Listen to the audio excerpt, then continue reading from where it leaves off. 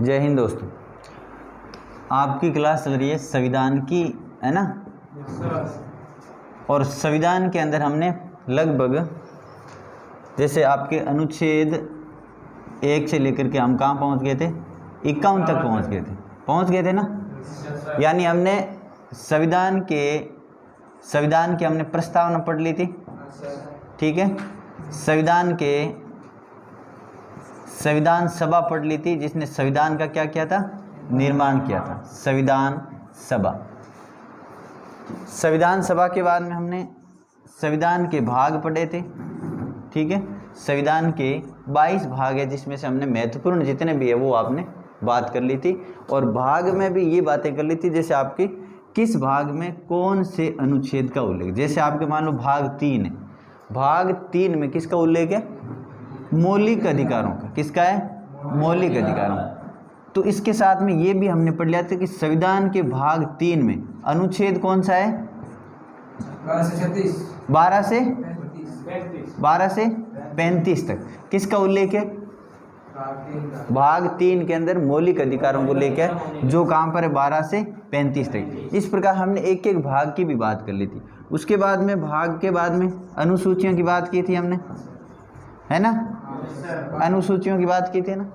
और जो वर्तमान में आपकी कितनी है, 12 अनुसूचियाँ। उसके बाद में किसकी बात की थी, मौलिक अधिकारों की। और संविधान के कौन से भाग में मौलिक अधिकार, 3 में, 12 से 35 तक। और वर्तमान में आपके मौलिक अधिकार कितने हैं, 6 मौलिक अधिकार हैं। ये भी बात कर ली थी। उसके बाद में हमने नीति निर्देशक तत्वों की बात कर ली थी ना, नीति निर्देशक तत्वों की, जिनका उल्लेख संविधान के भाग कौन सा है, भाग 4 में, और अनुच्छेद 36 से 51, ये भी हमने बात कर ली थी। उसके बाद में हमने ये बात कर ली थी कि मूल कर्तव्यों की बात कर ली थी, मूल कर्तव्य।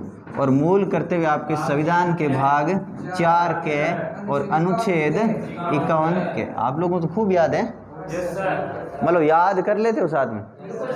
देखो ये जो हम पढ़ रहे हैं ना, जिस हिसाब से आपकी जो क्लास चल रही है उसके अकॉर्डिंग आपने याद कर लिया ना, चाहे आपकी जीके की हो क्लास, चाहे आपकी मैथ की हो, अब अधिक से अधिक प्रैक्टिस करो, और चाहे आपकी साइंस की क्लास चल रही है, चाहे रीजनिंग की, जितना हम कर रहे हैं क्लास के अंदर उसको आप कर लेते हो ना। तो मैं कहता हूँ आप ये अगले एक साल में मैंने क्या भी एग्ज़ाम दे दिया, चाहे आप राजस्थान पुलिस का दे देना, चाहे आप दिल्ली पुलिस का दे देना, चाहे अग्निवीर का दे देना, चाहे आप SSGD का दे देना, या आप BSF, ITBP, अदर जितने भी कंपटीशन, MTSM, आपको सिलेबस जो जितना करवा रहे हैं ना उसको कर लेना। आपका सिलेक्शन श्योर है अगर उस हिसाब से मेहनत करोगे तो। यानी हमारा जो लेवल है ना एकदम बढ़िया वाला लेवल है, क्योंकि ना तो एकदम लो है और ज़्यादा हाई भी नहीं है। उससे क्या होगा कि आपको जिस लेवल की तैयारी करनी उस लेवल को आपको सिलेबस और आपकी सामग्री मिल रही है, लेकिन पढ़ना आपको पड़ेगा। पढ़ ले तो हैं, जितना करवा रहे हैं उसको पढ़ लो बस। उसके बाद पेपर देने के बाद आपको पता चलेगा हाँ हमने जो चीज़ पढ़ी थी ना वो शानदार पढ़ी। ये चीज़ें बात समझ में आ गई ना, यहाँ तक हमने कर लिया था, ठीक है। अब हम पढ़ेंगे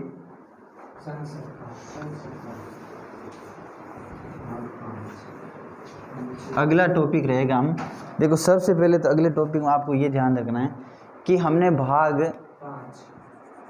संविधान का भाग कौन सा है, 5 है, जिसके अंदर हमने की थी कि संघ या संघीय सरकार का उल्लेख, संघीय सरकार यानी केंद्र सरकार का। अनुच्छेद कौन से हैं, भाग तो हो गया आपका 5, अनुच्छेद कौन सा हो गया, 52 से 151 तक, ठीक है ना मनोज। मनोज दोनों सुन लो। संविधान के भाग 5 को हम पढ़ेंगे। इससे पहले आपको ये ध्यान रखना है, जो आपकी संविधान के अनुसार जो शासन व्यवस्थाएं चलती है, इस शासन व्यवस्था को भारत की जो शासन व्यवस्था है उसको 3 अंगों में विभाजन कर रखा है। कितने अंगों में? 3। सबसे पहले आपकी कौन सी है? संघीय व्यवस्था, संघीय कार्यपालिका, संघीय कार्यपालिका, ठीक है। उसके बाद में आपकी है व्यवस्थापिका, कौन है? व्यवस्थापिका। और तीसरा जो अंग है वो है न्यायपालिका। कौन सा है? न्यायपालिका। अब देखो, जब हम संविधान में पढ़ते हैं ना, तो जो अभी मैंने टॉपिक बताए वो टॉपिक तो हमने पढ़ लिए। अब हम इन तीनों को ध्यान में रखते हुए पढ़ेंगे। संघीय कार्यपालिका, व्यवस्थापिका और न्यायपालिका पढ़ेंगे, ठीक है। संघीय में सबसे पहले हम देखो कौन सा है आपके भाग 5 अनुच्छेद 52 से 78 तक, किसमें? संघीय सरकार के अंदर। उसके बाद में आपकी व्यवस्थापिका में, जो व्यवस्थापिका हम पढ़ेंगे इसमें आपका अनुच्छेद भाग तो 5 रहेगा, लेकिन अनुच्छेद कौन सा हो गया? अनुच्छेद आपके 79 से 123 तक पढ़ेंगे। जैसे अनुच्छेद 123 में किसका उल्लेख मिलता है, कोई बताएगा? आप में से कोई बताएगा? अनुच्छेद 78 में किसका उल्लेख मिलता है, कोई बताएगा? पुराना कोई स्टूडेंट जो पढ़ा हुआ है मेरे से पहले।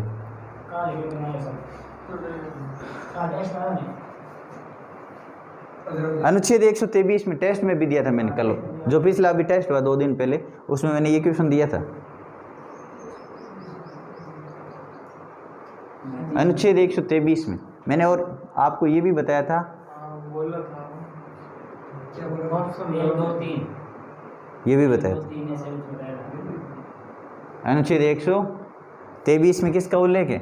इसमें राष्ट्रपति के द्वारा अध्यादेश जारी किया जाता है। राष्ट्रपति के द्वारा अध्यादेश जारी किया जाता है। राष्ट्रपति कहता है 1 2 3, राष्ट्रपति के द्वारा अध्यादेश जारी किया जाता है। कौन से अनुच्छेद में? निश्चित 123। उसके बाद में आपकी न्यायपालिका, जिसमें आपको 124 से लेकर के 152 तक हम न्यायपालिका को पढ़ते हैं। अभी हम टॉपिक यही पढ़ेंगे, संघीय कार्यपालिका। संघीय कार्यपालिका, यहाँ आप एक नोट डाल के लिखो। पहले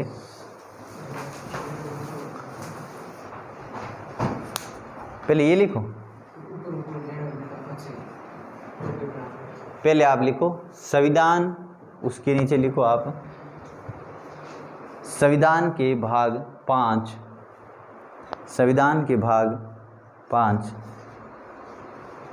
में संघीय सरकार का या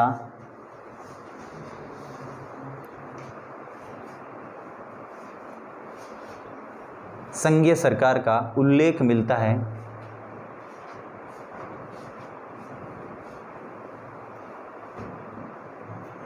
जो संविधान के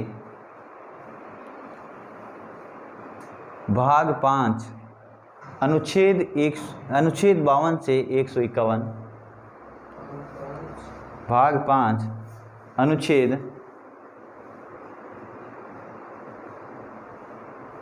52 से 151,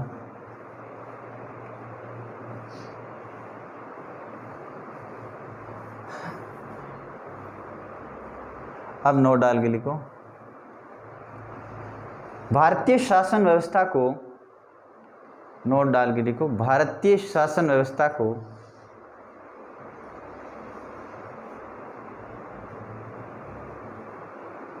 तीन अंगों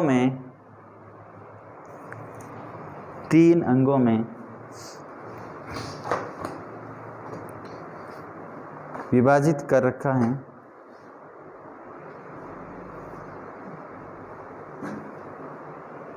तीन अंगों में विभाजन कर रखा है, जिसमें लिख लो आप कार्यपालिका,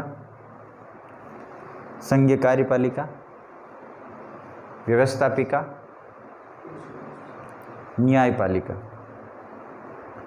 जो लिख नहीं पा रहा देख के लिख लेना, संघीय कार्यपालिका, व्यवस्थापिका और न्यायपालिका। संघीय कार्यपालिका,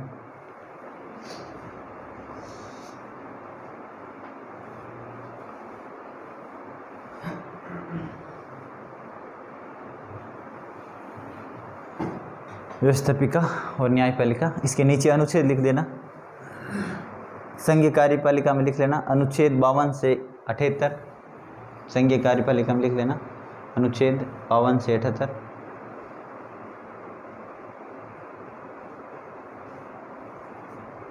व्यवस्थापिका में लिख लेना 79 से 123, 1 2 3।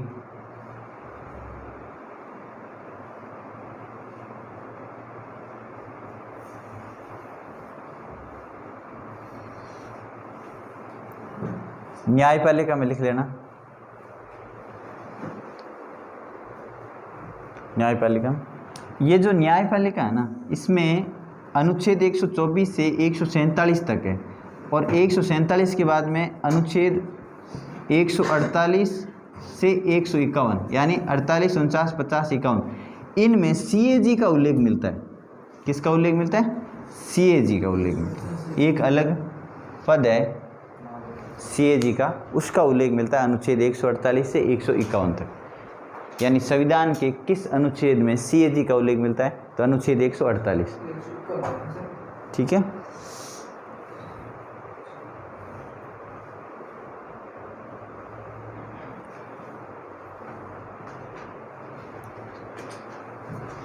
लिख लिया?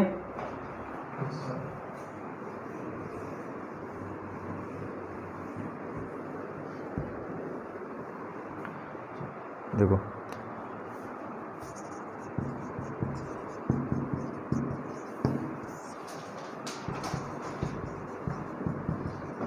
अब मैंने आपको बताया था कि ये जो आज की क्लास है वो आगे की क्लास से तय करेगी, यानी आगे हमें क्या क्या पढ़ना है ये क्लास तय करेगी।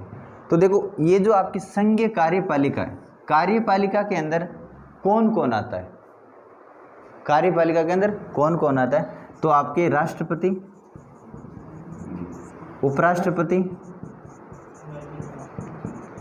प्रधानमंत्री, मंत्रिपरिषद और महान्यायवादी। ये टॉपिक हो गया आपके। ये टॉपिक हम संघीय कार्यपालिका में पढ़ेंगे। क्या पढ़ेंगे? राष्ट्रपति पढ़ेंगे, उपराष्ट्रपति पढ़ेंगे, प्रधानमंत्री पढ़ेंगे, मंत्रिपरिषद पढ़ेंगे और महान्यायवादी पढ़ेंगे। ये कंटिन्यू हम चलेंगे इसको। ठीक है। जब राज्य सरकार पढ़ेंगे ना, तो उसके अंदर हम राज्यपाल पढ़ेंगे, वहाँ मुख्यमंत्री और पढ़ेंगे। ये तो आप संघीय सरकार की बात है। उसके बाद में व्यवस्थापिका में हम गए। व्यवस्थापिका में देखो 3 चीज़ आती, लोकसभा, राज्यसभा और इसमें राष्ट्रपति आता है। लेकिन राष्ट्रपति हम क्या पढ़ रहे हैं? यहाँ पढ़ रहे हैं, राष्ट्रपति यहाँ पढ़ रहे हैं। यानी व्यवस्थापिका यानी संसद का गठन होता है। संसद का गठन किससे मिलकर होता है? तीनों से मिलकर होता है, लोकसभा, राज्यसभा और राष्ट्रपति से मिलकर किसका गठन होता है? संसद का गठन होता है। तो हम लोकसभा पढ़ेंगे और राज्यसभा भी पढ़ेंगे। बात समझ में आ गई? उसके बाद में हम न्यायपालिका पढ़ेंगे, और न्यायपालिका में हम क्या पढ़ेंगे? सुप्रीम कोर्ट और हाई कोर्ट। सुप्रीम कोर्ट और दूसरा हाई कोर्ट पढ़ेंगे। ये हमारे टॉपिक हो जाएंगे। इसी के अकॉर्डिंग आगे की क्लासें लगातार चलती रहेगी। सुप्रीम कोर्ट, हाई कोर्ट यहाँ तक हो जाएगी। उसके बाद हम राज्य सरकार में पढ़ेंगे, राज्यपाल, मुख्यमंत्री, लोग, विधानसभा। ठीक है। विधानसभा के बाद में जैसे आपके आयोग बसते हैं, निर्वाचन आयोग है, आपके संघ लोक सेवा आयोग है, राज्य लोक सेवा आयोग, जितने भी आयोग है, अन्य पिछड़ा वर्ग आयोग है, टोटल आयोग पढ़ेंगे। तो यहाँ से अब कंटिन्यू आगे चलते रहेंगे, यहाँ तक आएंगे तब तक आपका संविधान का जो सिलेबस है वो कंप्लीट हो जाएगा। और मैं कहता हूँ कि जिस हिसाब से हम पढ़ेंगे, संविधान ही नहीं, जितना भी पोर्शन पढ़ रहे हैं, क्वेश्चन आपके बाहर नहीं जाएंगे। आज तक गए नहीं, और भी जितने एग्जाम पीछे हुए हैं ना, और जिसको पढ़ाया है, क्वेश्चन बाहर से नहीं गए। अब दिक्कत वहाँ आती है कि पढ़ा दिया, वो आपको याद होना चाहिए। जितना आपको पढ़ा दिया ना, अब आपको याद है तो आप कर लोगे, याद नहीं है तो फिर सारे बाहर से ही है। तो ये ध्यान रखना। ठीक है। तो अब सबसे पहले हम पढ़ेंगे भाग 5 और संघीय कार्यपालिका। इसमें यहाँ पर आप एक नोट डाल के लिखो,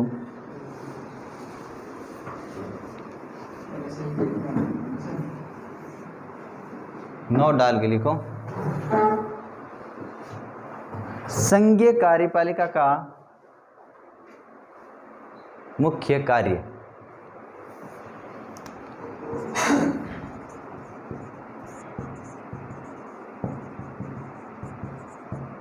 का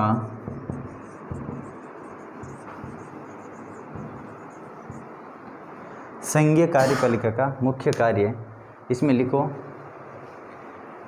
व्यवस्थापिका द्वारा बनाए गए कानूनों को, व्यवस्थापिका द्वारा बनाए गए कानूनों को लागू करना तथा बनाए गए कानूनों को लागू करना तथा शासन का संचालन करना। मुख्य कार्य क्या हो गया?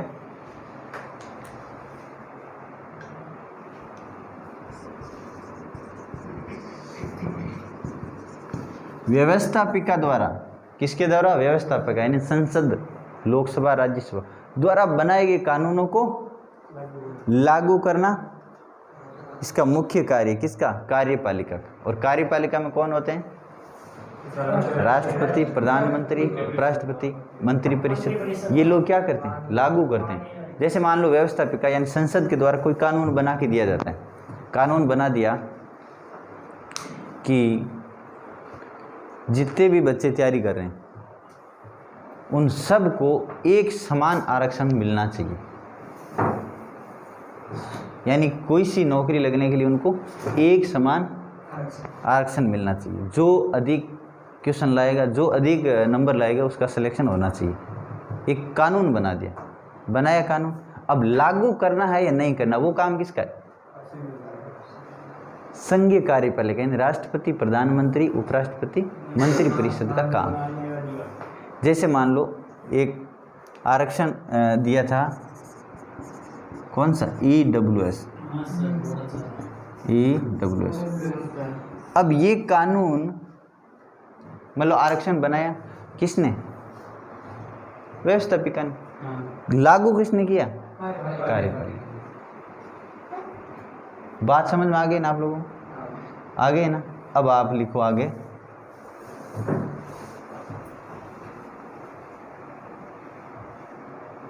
संघीय कार्यपालिका में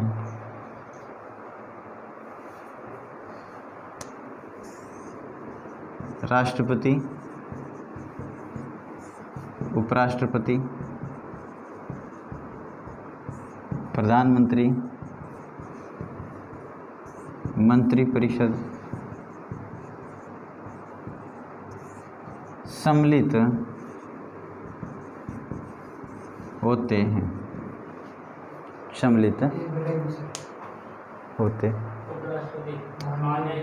हाँ, उपराष्ट्रपति व महान्यायवादी। उपराष्ट्रपति लिख दिया ना मैंने? महान्यायवादी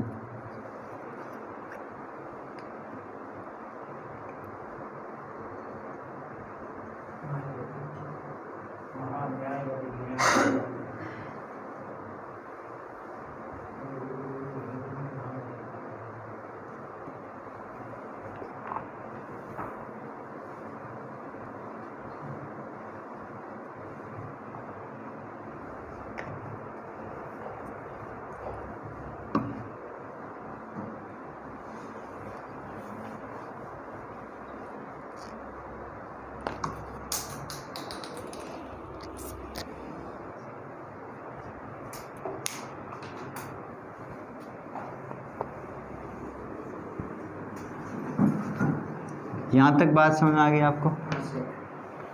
अब हम पढ़ेंगे क्या? सबसे पहले हम पढ़ेंगे कौन सा टॉपिक है? राष्ट्रपति को पढ़ेंगे, ठीक है। और वर्तमान में आपके राष्ट्रपति कौन है? द्रौपदी, वर्तमान में, ठीक है।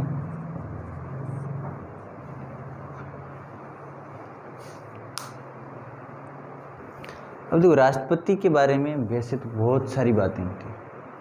हम एक टॉपिक को कम से कम 1 महीना 15 दिन तो लग ही जाता है, लेकिन हम इसके अंदर वही चीज़ पढ़ेंगे जो आपके एग्ज़ाम के लेवल की, यानी आपके एग्ज़ाम में कहाँ तक क्वेश्चन पूछे जाते हैं।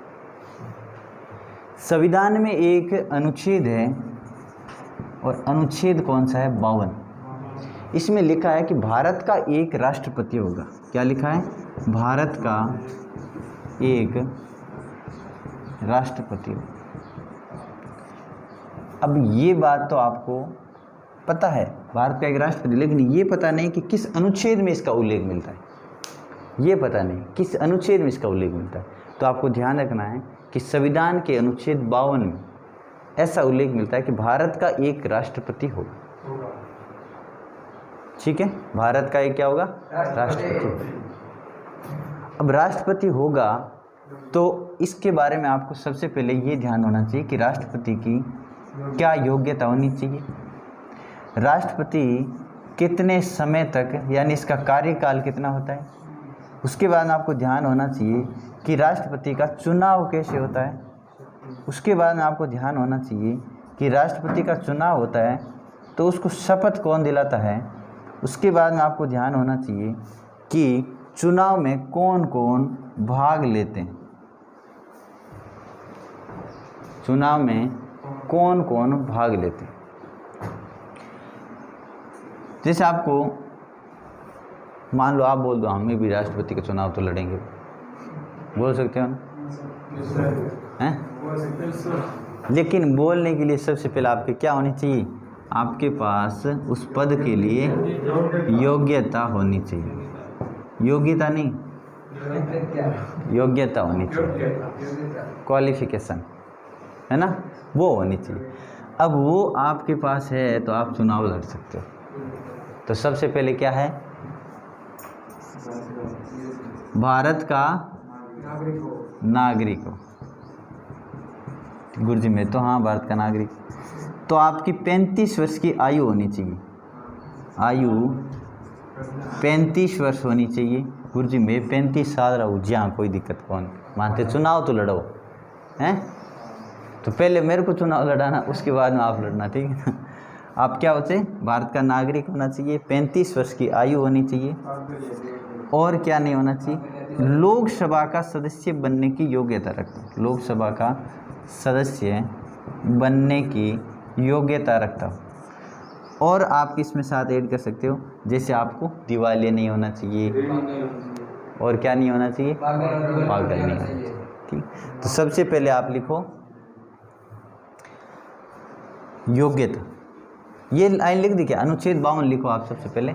सबसे पहले ये लिख देना, वर्तमान में राष्ट्रपति द्रौपदी मुर्मू, वर्तमान में।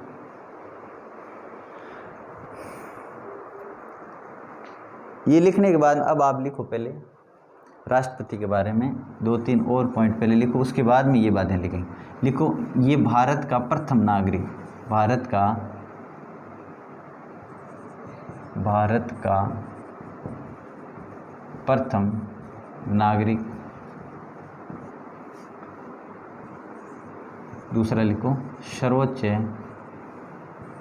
सेनापति। उसके बाद लिखो संवैधानिक प्रमुख, संवैधानिक प्रमुख। उसके बाद लिखो आप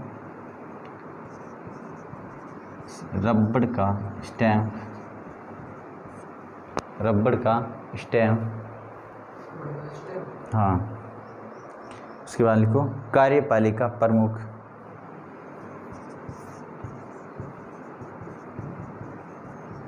कार्यपालिका प्रमुख। ये सारे क्या है? उपनाम है किसके? राष्ट्रपति, राष्ट्रपति के उपनाम।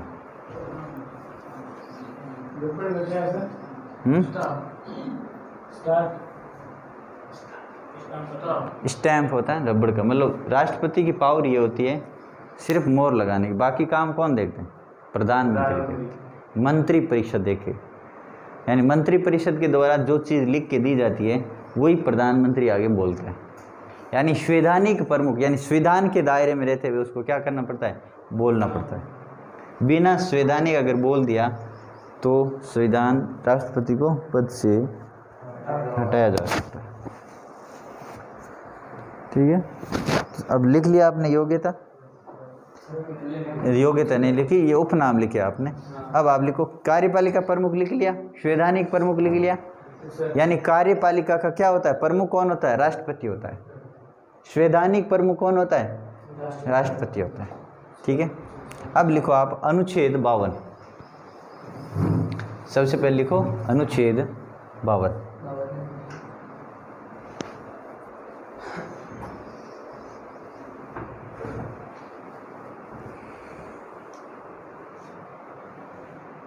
क्या लिखोगे, अनुच्छेद 52। इसमें आप लिखो भारत का एक राष्ट्रपति होगा, भारत का एक राष्ट्रपति होगा।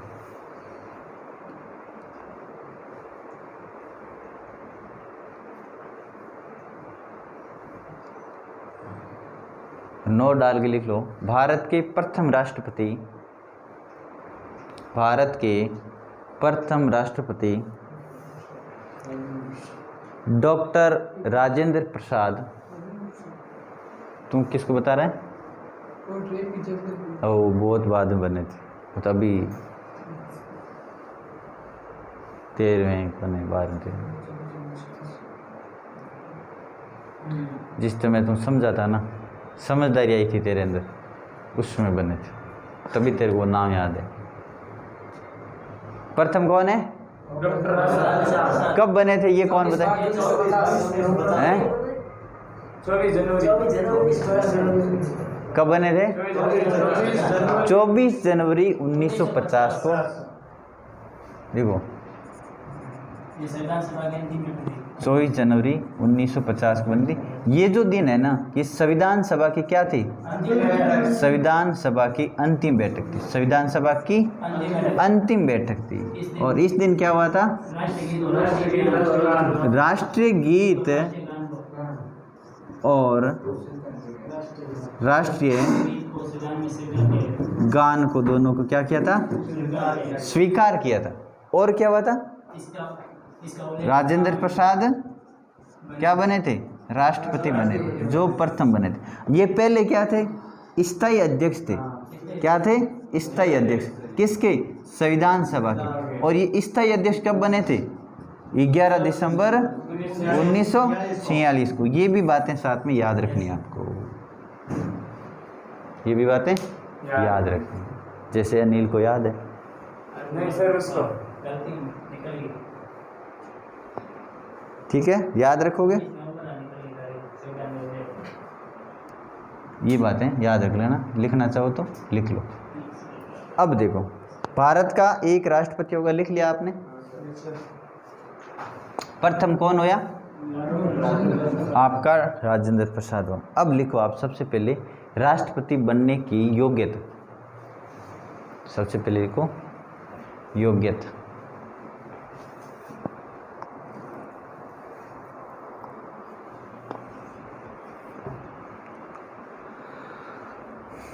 अब देखो, आपसे कोई पूछेगा नहीं, और अगर पूछ भी ले कि राष्ट्रपति की योग्यता का उल्लेख किस अनुच्छेद में मिलता है, तो आप बता देना अनुच्छेद 58 में मिलता है। किस में मिलता है, 58 में। आपको याद अगर रह सकता है ना तो रख लेना, लेकिन आपसे इस जो आप कंपटीशन दे रहे हो, जो जिस लेवल का, उसमें ये अनुच्छेद नहीं पूछा जाएगा, योग्यता पूछी जा सकती है कि भारत के राष्ट्रपति की क्या क्या योग्यता, यानी राष्ट्रपति बनने के लिए क्या क्या योग्यता होती है। तो सबसे पहले लिखो आप, भारत का नागरिक हो, भारत का नागरिक हो। दूसरी लिखो भारत का नागरिक हो। दूसरा लिखो 35 वर्ष की आयु पूर्ण कर चुका हो, 35 वर्ष की आयु पूर्ण कर चुका हो।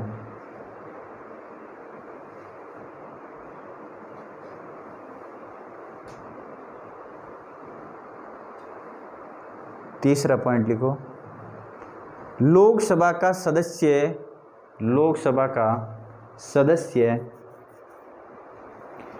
बनने की योग्यता रखता हो, लोकसभा के सदस्य बनने की योग्यता रखता हो।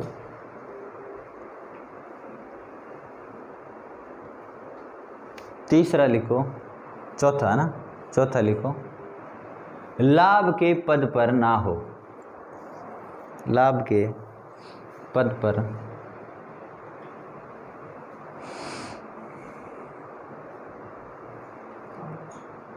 लाभ के पद पर ना हो। ठीक है, ये तो आपको ये याद रखना आपको, बाकी तो सारी जोड़ी हुई बातें, दिवालिये, पागल, पंछी, ऋणी, सब ठीक है, ये बातें संविधान में उल्लेखित है, याद रखोगे। यहाँ तक अब आज करेंगे योग्यता तक, अगला हम कल पढ़ेंगे चुनाव, कार्यकाल, शपथ, कौन सा क्या कार्य और करता है, बाकी बातें हम कल करेंगे। ठीक है, लेकिन आप अभी रुक जाओ, एक बार ले लो, रुक जाओ।